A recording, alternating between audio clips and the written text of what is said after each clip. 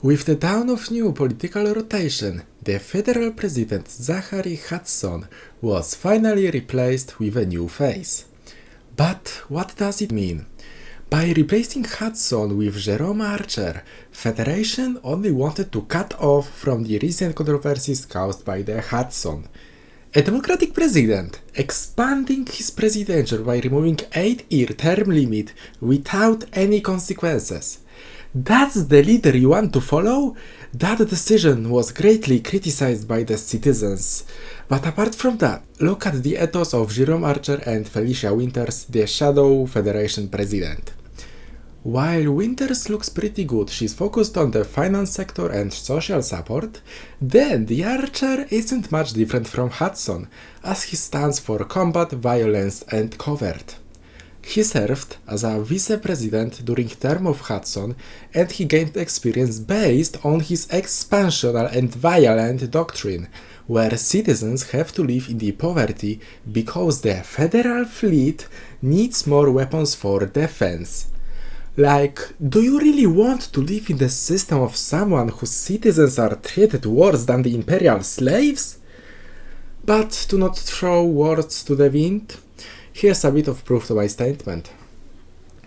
Imperial slaves are a recognized class within the empire and are entitled to a variety of legal protections. The practice of imperial slavery is regulated by imperial law and monitored by the Imperial Slavers Association. And now, look at the Federation's social status. However, corporate loyalty oils the machine, and Federation space is a battleground of commerce. Commercial organizations compete as aggressively as the law will allow for the time and attention of the federal citizen, who goes through life bombarded by advertising. Corruption is not unusual. Individuals defend it shamelessly when caught as getting one over the system. Social class is only determined between haves and have-nots. In regards to classes of wealth, one can expect to discover widespread poverty, prominent wealth, and everything in between.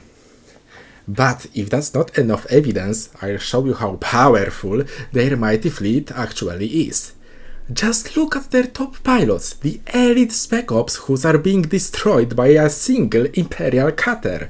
And what's even more funny, look how their captain escapes the conflict zone as soon as his ship durability comes to critical point. So that's the federal fleet on which the government spends so much money, some coverts and unskilled pilots. If you think the empire and its federal system doesn't suit you well, you can always check the alliance, which whole existence is based on the common relations and development.